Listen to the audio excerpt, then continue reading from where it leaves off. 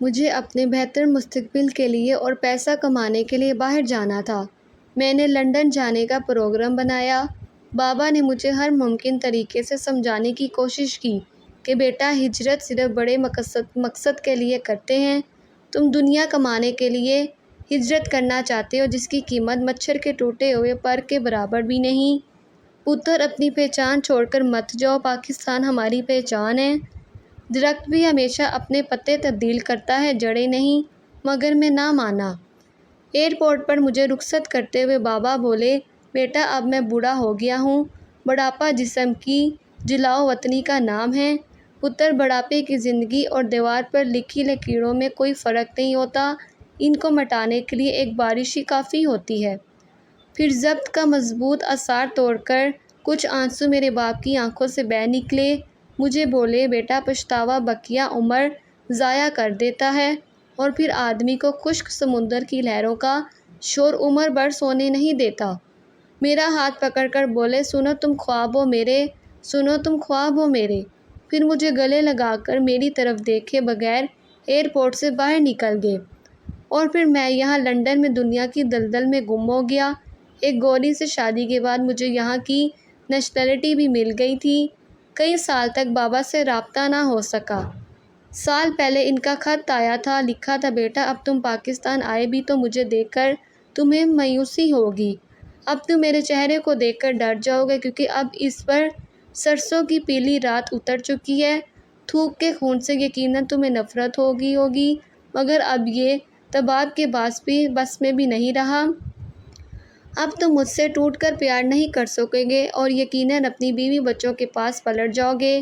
بیٹا، مجھے تیری جدائی نے مار دیا ہے، ورنہ میں اپنے مرنے تک جینا چاہتا تھا۔ بیٹا، میری آنکھوں کا دریا سوکھ گیا ہے۔ افسوس میرے پاس اتنا وقت بھی نہیں تھا کہ 2 جملوں کا ہی صحیح خط کا جواب دے دیتا۔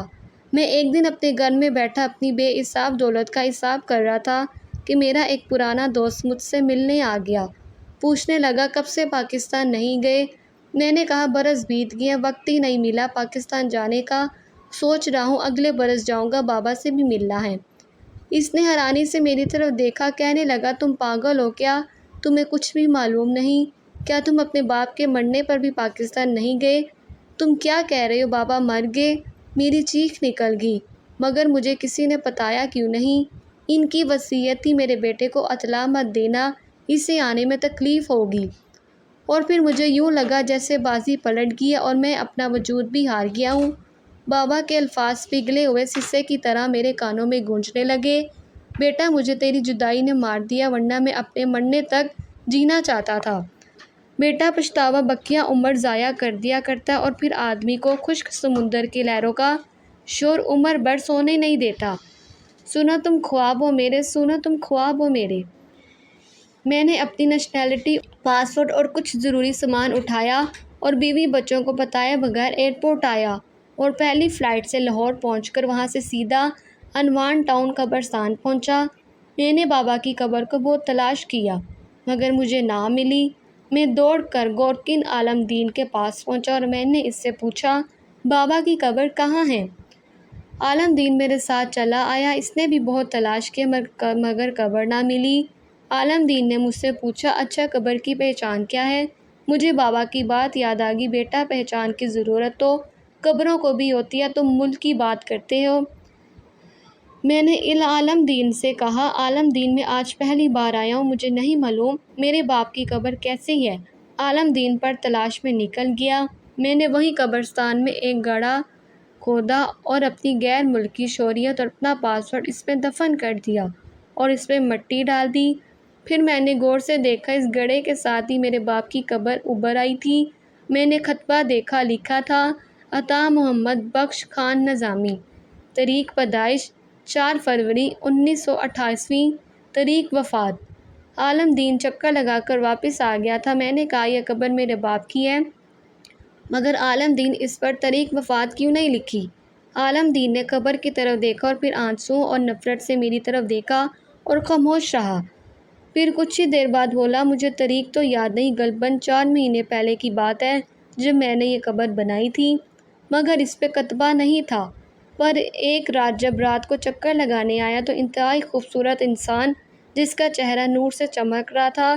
اس قبر پر کتبہ نصب کر رہا تھا، وہ کوئی انسان نہ تھا، شاید کوئی فرشتہ تھا۔ یہی سوال میں نے بھی اس سے کیا تھا، اے اجنبی، اس کتبے پر تاریخ وفات کیوں نہیں لکھی؟ وہ بولا، ایسے لوگ مرتے نہیں، صرف انتظار کرتے ہیں۔ یہ لوگ اپنے پیاروں کے انتظار میں زندہ رہتے ہیں۔ ابھی صاحب مرزا کے بیٹے نے باہر سے آنا ہے، جس دن وہ آئے گا اسی دن صاحب مرزا کا انتقال ہوگا۔ تاریخ وفات اس دن لکھی جائے گی۔ اور پھر میں نے تاریخ وفات کے آگے لکھا 4 اکتوبر 1991۔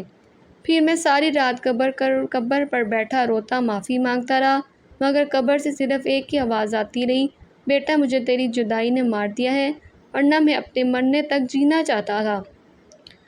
جدائی اور موت ایک ہی چیز کے دو نام ہیں۔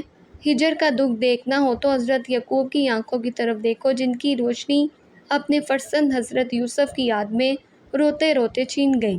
اور ہجر ایک ایسی اذیت ناک موت ہے جس میں جان سے جاتے جاتے بھی عمر لگ جاتی ہے۔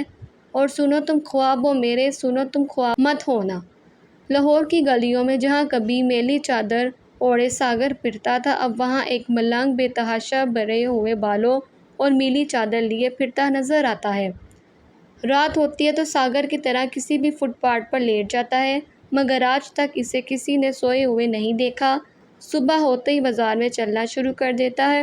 جہاں کوئی بوڑھا نظر آتا ہے، اس کو روک روک کر سلام کرتا ہے، اس کا ہاتھ پکڑ کر چومتا ہے اور کہتا ہے اپنے مرنے تک ضرور زندہ رہنا اور اپنے بیٹے کو باہر مت جانے دینا، اس کا پاسورڈ پھاڑ دینا۔ اور صرف تکتا ہوا آگے بڑھ جاتا ہے اور پھر کڑپ ناک لہجے میں گانے لگتا ہے، سنو تم خواب ہو میرے، سنو تم خواب مت ہونا۔ اگر ہماری ویڈیو پسند آئے تو ہمارے چینل کو سبسکرائب کریں۔ ملتے ہیں نیکسٹ ویڈیو میں۔ اللہ حافظ۔